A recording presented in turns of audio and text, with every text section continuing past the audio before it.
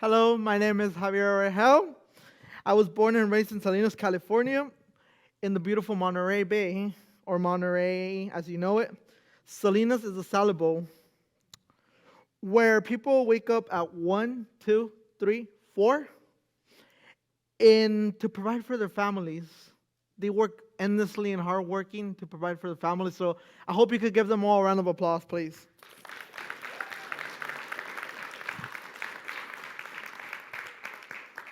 Well, as I mentioned before, my name. I am from the golden era. I'm Mexican American. I'm proud to be that. I come from a single mother to who this day still wakes up at 1 a.m.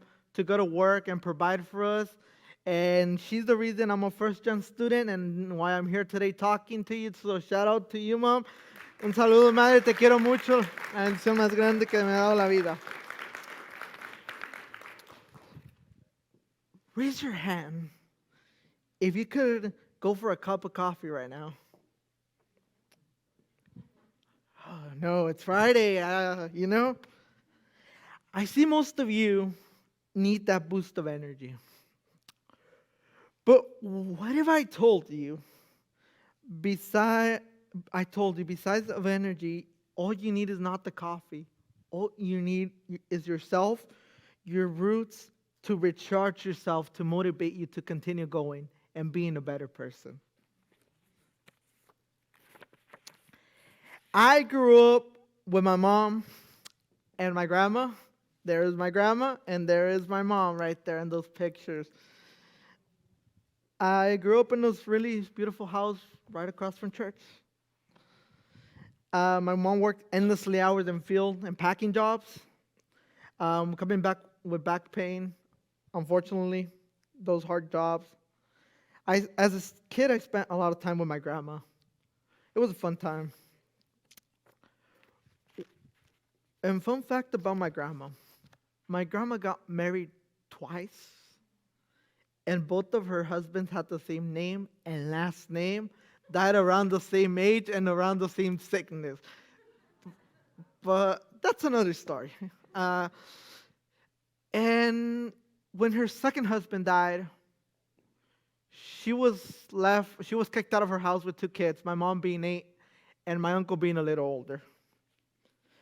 And she always has given me the best advice. She tells me, one of the best advice I remember is always do the right thing no matter how hard it is. And I think we can all agree on one thing. Grandparents give the best advice and also the best food. Thanks, working hard, besides advice, she's been like my second mom. Has taken me to church, walked with her in her garden. And the best part about spending time with my grandma, I remember, is when she would pick me up from school and we would walk together. We will walk back together home and we will sing along to old good songs. Oh my, those were the good old days. I miss those days. Because of all these things, I grew up in a really respectful, loving environment, which I'm thankful for. My childhood was great. But in elementary school, I was bullied a lot because I was me in my own way. I had no friends, and one of the biggest things was that my teachers would exclude me. Let's say I was the middle child right there in that chair, and there was 2 children, one in the corner and one right there. When they would pass around to check an assignment, they would literally skip through me, just because I was like that kid with no friends, and apparently no future. And to make matters worse, my family did not like me and did not talk to me because I didn't have a dad, and because I was like that ugly duckling from the family, if you've heard that before. And because we didn't have a car, because we couldn't afford it, and because my cousins were in sports, activities, other things, and I was not. I was like that kid who was doomed with no future, according to them. But you know what? Time has passed, and they still do not talk to me because apparently I still have no future, and I'm here right now, But I gave back to them what they have not given to me. I have given my cousins and my family the support and advice they never gave to me as a child. Then we got to middle school. Middle school, I guess we could all agree, was like that cringe time where everybody thought they were in love with each other and thinking they had a crush on each other and doing the most dumb things because of love. Oh my gosh. And then to make it worse, you had that group of friends who were like, oh, how cute. Like, that's not cute at all, okay? But what marked most of my middle school years was when I got thrown on a rainy day in a mud puddle. Just because I was termed as the loner. And that's when like a light hit me, like, life is not what I was thinking, you know? But after middle school, I was thankful it was over. But I was on to high school. High school was a little bit more remarkable for me in the way that I was starting to give back to the Monterey Bay and to my community of Salinas by helping out in my local library, tutoring kids, cleaning, and advocating and doing leadership and much more. High school was amazing overall. And that, when I graduated high school, I remember like all the bad things I had flown away. That the fact that I had no friends, that the fact that no one wanted to talk to me apparently because I was myself in my own way, not even my family, was starting to recharge me. That I was not starting to need that coffee, that everything I had come through was starting to make me a better person, recharge me, not the coffee. Then, coming here to college, I felt so happy. But I knew new challenges were going to face me, and they're going to come and face me. But everybody here supported me and treated me like that family I never had. I really appreciate each one of these people who have supported me throughout the journey. They know who they are. But what I want you to know today, and esto se va hasta el cielo, para ti, tío Guillermo, hasta el cielo, esto va para ti. I want you to listen to this. My uncle, in 2018, had suffered from a long sickness, a bacteria that was killing him little by little, leaving him paralyzed in a chair. It was the December of 2018 when we last talked. He looked at me in the eyes, like this, in his wheelchair. I still remember, and he looked at me, and I knew it was our goodbye. Tears started flowing in my eyes. I was trying to control them. And he waved his hand and told me to come up to him. And his last words to me were, "You are doing great. You're a great man. Take care of yourself and your family, and always fight to be successful." I knew. I grabbed his hand, and I knew it was our goodbye. I leaned over and I gave him a big hug.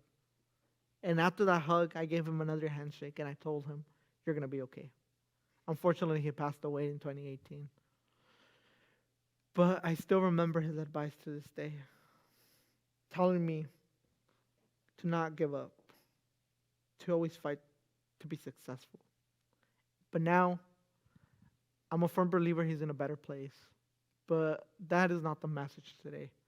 The message I want to pass on to you today is this advice. I want to pass it to you. How are you being successful? How are you fighting to recharge yourself with your past?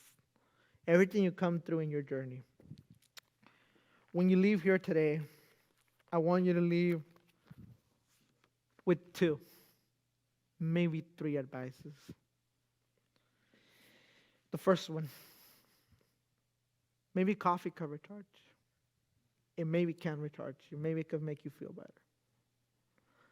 But what could recharge you even better is you, everything you come from. Because no matter the ugly, the good, or the bad you come through, that is in the past. Remember that.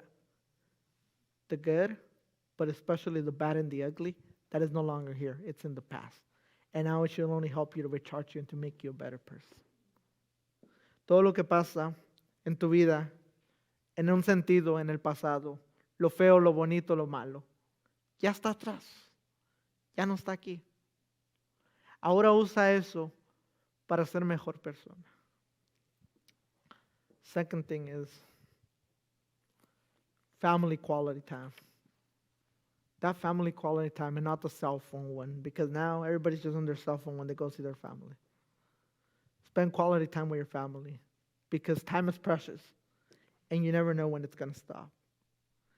If you have a chance, call your family, call your mom, your dad, your uncles, aunts, boyfriend, girlfriend, text them and tell them how much you love them, because time is precious and you never know when it will be gone. And sometimes we think it's not going to end, but at some point it got to end. So don't live with hate. Live with a lot of love for one another. Porque recuerden que no hay nada como la casa y como la familia. Pasen bonito tiempo con la familia, no la calidad de celulares. No vivan con odio ni rencores, porque el tiempo se acaba y algún día vas a querer tener un minuto más. Another thing is, there's an old saying that says, sometimes you don't find the door your way, but may the ugly or the bad that has happened in your past may recharge you, as well as the good things, to pave the way to your path, to open that door and find your way. Because as much as you can't find the door in the way, if you use all the bad and the good from the past, it's going to pave that way. It's going to open that door to better things so you could be successful. And it's going to create that path. Hay un viejo dicho que dice que hay momentos donde no hay la puerta ni tu rumbo. Pero usa todo lo que pasa en tu vida para abrir esas puertas, para que te vuelvas exitoso. Y usa eso también para abrir tu camino hacia el éxito. Recuerda eso. Because remember, you are the inspiration, the beautiful, the amazing, wonderful person you are. Ustedes son la inspiración. La gente maravillosa, increíble que son ustedes. You'll have a bright future. Continue to always fight to be successful. Thank you very much. Many blessings to all of you. Viva México y gracias a estas dos mujeres que las amo tanto y que Dios me los bendiga siempre y que viva México. Thank you and I hope you have a wonderful day. God bless you.